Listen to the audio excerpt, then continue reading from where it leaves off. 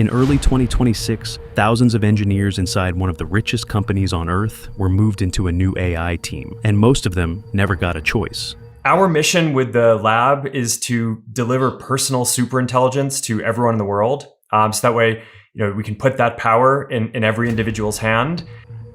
Some found out through a single reassignment email. Some called the work soul-crushing.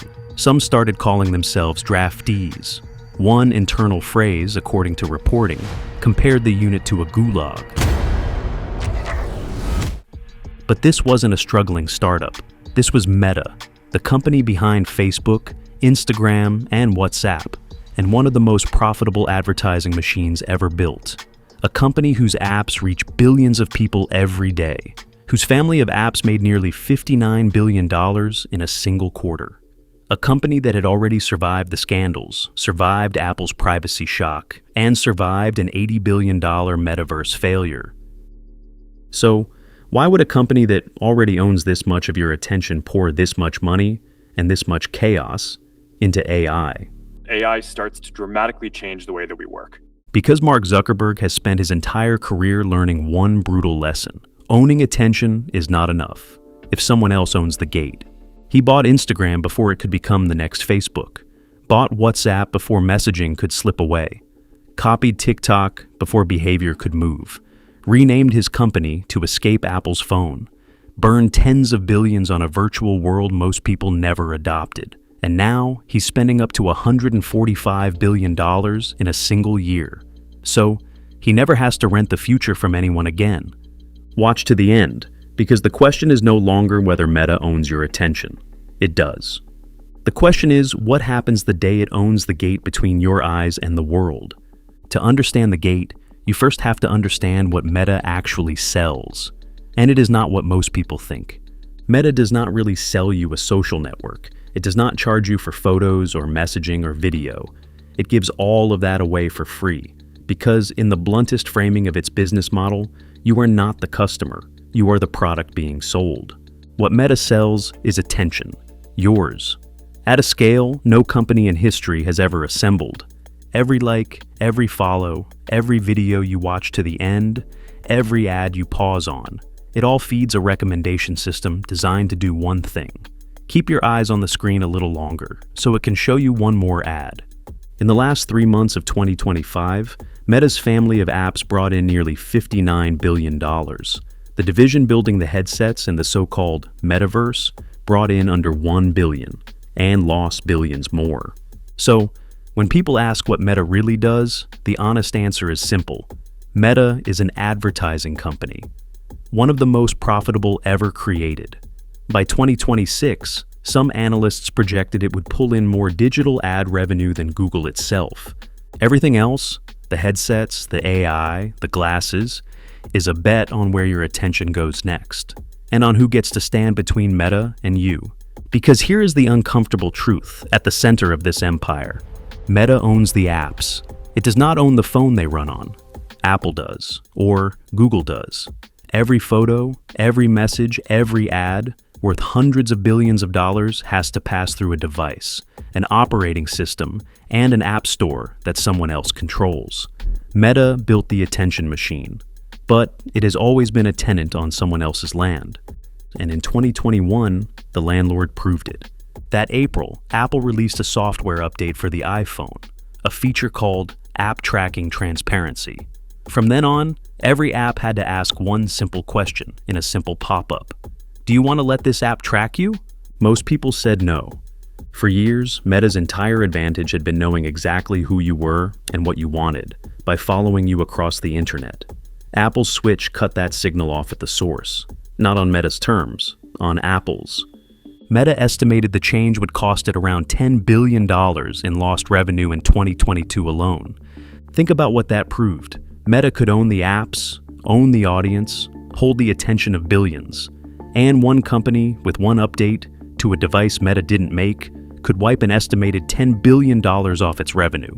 That was the moment the vulnerability became visible. The attention empire did not own the ground it stood on. It was paying rent, in data and dollars, to the companies that owned the gate. Absolutely. If you were to just take a step back and look at the primary reason for what just happened last night. But Zuckerberg had seen this threat coming for years. And long before Apple flipped that switch, he had already started buying every escape route he could find. To understand why, you have to go back to the thing that keeps every internet giant awake at night. It's not that a competitor will beat you at your own game, it's that the game itself will change and leave you behind. In 2012, a tiny app with 13 employees and no revenue was quietly capturing the most valuable new behavior on the internet. Young people sharing photos instantly from their phones. It was called Instagram. Facebook had been built for the desktop era. Instagram was built for the camera in your pocket. And that shift, from typing at a keyboard to shooting from a phone, was exactly the kind of change that kills giants. If people's attention moved to mobile photo sharing and Facebook didn't own that behavior, Instagram could have become the next Facebook and buried the original. So Zuckerberg did not try to crush it. He bought it. $1 billion for a company with no profit and barely a dozen employees. Critics called the price insane. It became one of the most valuable acquisitions in business history. 2 years later, he did it again. $19 billion for WhatsApp. A messaging app that was quietly becoming the place people actually talk to each other. Messaging is the most intimate layer of social behavior. If it moved to an app Meta didn't own, the entire social graph, the map of who knows whom that makes Facebook valuable, could have migrated somewhere else. From the outside, these looked like a rich company collecting trophies. They were not. Zuckerberg was buying the exits. Every doorway through which attention might escape Facebook, he closed by owning it. Photos, messaging, the next platform. One by one, he turned potential threats into property. And it worked. Instagram, WhatsApp, Messenger, Facebook, 4 of the most used apps on Earth, all under one roof, all feeding the same advertising machine. But here is what owning the exits could not stop. Attention doesn't just move between apps. Sometimes it moves to an entirely new kind of behavior, and you can't buy a behavior. That lesson arrived from China in the form of an app called TikTok. TikTok didn't ask who your friends were. It didn't care about your social graph at all. It simply watched what held your gaze and fed you more of it. An endless, algorithm-first stream of video tuned to your attention with almost frightening precision. It wasn't a better version of Facebook. It was a different machine entirely. And for the first time in a decade, young people's attention started flowing somewhere Meta did not own, did not control, and could not buy. Zuckerberg had spent billions acquiring every exit he could see. TikTok proved a new exit could simply appear, built on a behavior he hadn't anticipated. Meta's answer was to copy it, fast, Reels, a heavier and heavier reliance on algorithmic recommendation instead of your friends' posts. The feed stopped being about the people you knew and became about whatever would keep you watching. It worked well enough to stop the bleeding, but the lesson stung. Owning the apps was not the same as owning the future of attention. And a man who keeps learning that he's a tenant starts dreaming of owning the building himself. That dream had a name. It is time for us to adopt a new company brand to encompass everything that we do. To reflect who we are and what we hope to build, I am proud to announce that starting today, our company is now Meta. And for a few disastrous years, it had a very strange face. The Metaverse. In 2021, at the height of the Apple pressure, Zuckerberg did something almost no founder ever does. He renamed his entire company. Facebook became Meta. And he bet tens of billions of dollars on a future where people would live, work, and play inside a virtual world, wearing a headset. The world laughed. The avatars had no legs. The graphics looked a decade out of date. A selfie Zuckerberg posted from inside his own virtual world became a global punchline. By the end of 2025, the division behind it had lost more than $80 billion across several years. The stock had cratered. Obituaries were written. But here is what the laughter missed. Zuckerberg was wrong about the product. He was not wrong about the fear. The metaverse was never really about cartoon worlds. It was an escape attempt. If Meta could own the next computing platform, the headset, the operating system, the device itself, It would never again be at the mercy of Apple's gate. It would own the gate. The vision was clumsy. The motive was deadly serious. Meta wasn't trying to build a game. It was trying to build a country it didn't have to pay rent in. The product failed. The fear didn't go away. And so, the company did something almost no one expected from a business that had just set tens of billions of dollars on fire. It got disciplined. Zuckerberg called it the year of efficiency. Tens of thousands of jobs cut, costs slashed. The flashy bets reined in, while the core machine, the ads, the algorithm, the family of apps, was quietly rebuilt and sharpened. And the same artificial intelligence everyone was obsessing over turned out to be a powerful tool for an advertising company. Better targeting, better recommendations, more time on screen, more ads sold. By most measures, Meta built one of the strongest records in the industry at using AI to make its existing business more profitable. The stock didn't just recover, it went on one of the great runs in market history. The company everyone had buried came back richer than it had ever been. The attention machine wasn't just alive, it was winning. So why the chaos? Why the draftees? Why force thousands of your best engineers into work they hate? Because Zuckerberg had learned the lesson of the gate too well to relax, and a new gate was already forming. This time, it wasn't a phone, it was artificial intelligence. He's got the killer app winner off of Gen AI, and it's Meta. They used AI to completely revamp, they were forced to, but completely revamp their ad tech stack. There is a phrase people in Silicon Valley use to explain Meta's urgency.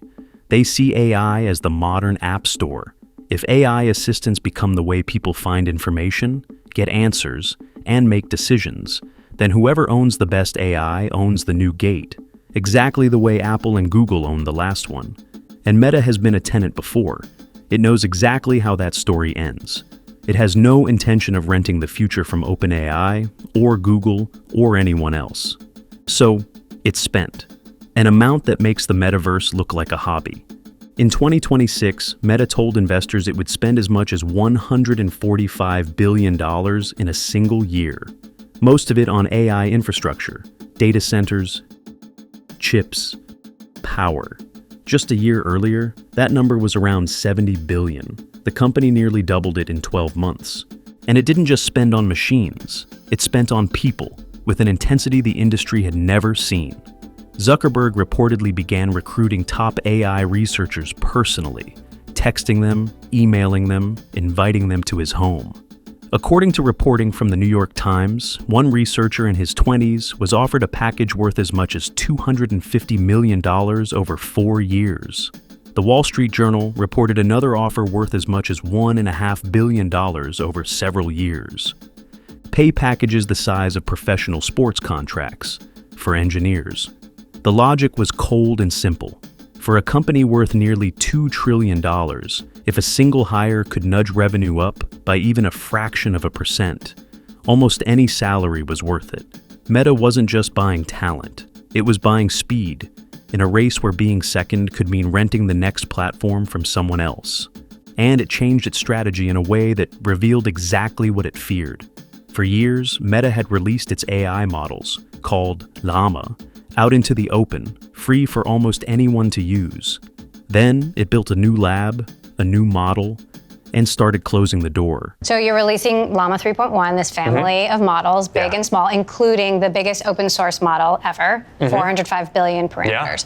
What does that jump unlock? I actually think the main thing that people are going to do, especially because it's open source, is use it as a teacher to train smaller models that they use in different applications. Keeping its most advanced AI under tighter control, because you don't give away the gate, you guard it. But guarding it has a cost. And this is where we come back to those engineers. To win the AI race, Meta pulled thousands of people into that new unit, the one some of them called the Gulag, and set them to manufacturing training data for its models. Senior engineers who once shipped features used by billions were now writing puzzles for a machine. Then it went further.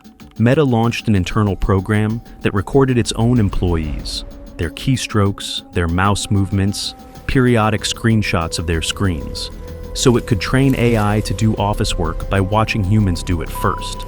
Sit with that for a second. The company built on measuring human behavior, the company the whole world once feared for watching its users, was now watching its own builders, measuring the people who built the measuring machine. The employees pushed back hard. According to reporting, more than 1,500 signed a petition. Flyers went up, calling the company a data extraction factory. The concession Meta offered was a button that let workers switch the monitoring off for 30 minutes at a time, which only revealed how constant it was the rest of the day. And then the program backfired in the most fitting way possible. Reporting from Reuters and others said a security failure left some of that collected employee data accessible more widely inside the company than intended. Meta hit pause. But here is the part that makes this story hard and honest. This is not a company falling apart. This is the tension inside a company that is winning and straining at the same time. The advertising machine is stronger than ever. AI is already making the feed more engaging and the ads more effective. And the very same push is grinding down the people building it. Meta's AI bet is working and breaking things at once. That is what makes it a real story, not a simple one. Because the prize is worth the strain. There is one more gate, the most intimate one yet, and it's already sitting on Mark Zuckerberg's face. Glasses? For years, Meta's smart glasses looked like a side project. A camera and a speaker built into a pair of Ray-Bans. Easy to dismiss, until people actually started buying them. The maker behind them, EssilorLuxottica, reported it sold over 7 million AI glasses in a single year, more than tripling the prior pace.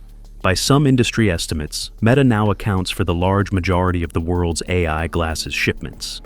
Demand for the higher-end display model was reportedly strong enough that Meta delayed parts of its international rollout to keep up. And then Meta made its real intention clear. It launched a new line of glasses, not under the Ray-Ban name, not under a partner's brand, but under its own. Meta Glasses, starting at $299. For the first time, Meta controlling the price, the distribution, and the identity of the device itself. Think about why that matters. A camera that sees what you see, a microphone that hears what you hear, an AI that answers before you finish asking, worn on your face all day, sitting between your eyes and the world. If that device becomes the way people experience reality, then Meta is no longer a tenant on Apple's phone. The glasses are the gate, and Meta finally owns it. That is the whole story, hiding in plain sight. Every move Zuckerberg has ever made, buying Instagram, buying WhatsApp, racing to copy TikTok, renaming the company, burning tens of billions on the Metaverse, spending $145 billion on AI, drafting his own engineers, strapping a computer to your face, is the same move over and over. A company that owns your attention, trying to escape the gate it doesn't own, and trying, finally, to build one of its own. It hasn't won yet. Apple is reportedly building glasses too. So are Google and Samsung. The next gate has not been decided, and the state hasn't stopped asking questions either. Years ago, regulators tried to undo the deals that built the empire, to force Meta to sell off Instagram and WhatsApp. The government's case centered on a simple worry, that Meta had been allowed to buy too many of the exits at once. Meta won the key round in late 2025, when a judge ruled it did not hold an illegal monopoly today. Then, in 2026, the government filed its appeal. The fight over whether one company should own this much of your attention is not over. Glasses are the ultimate incarnation of this vision. They're going to be able to see what you see, hear what you hear, talk to you, and help you as you go about your day. It's hard to imagine a world in several years where most glasses that people wear aren't AI glasses. But the direction is unmistakable. Meta already sits at the center of where your attention goes. Your friends, your photos, your messages, your feed, and now it is reaching for the one thing it never had, the gate between your eyes and the world. So the question is no longer whether Meta owns your attention. It does. The question is what is left outside the system, on the day it owns the gate too.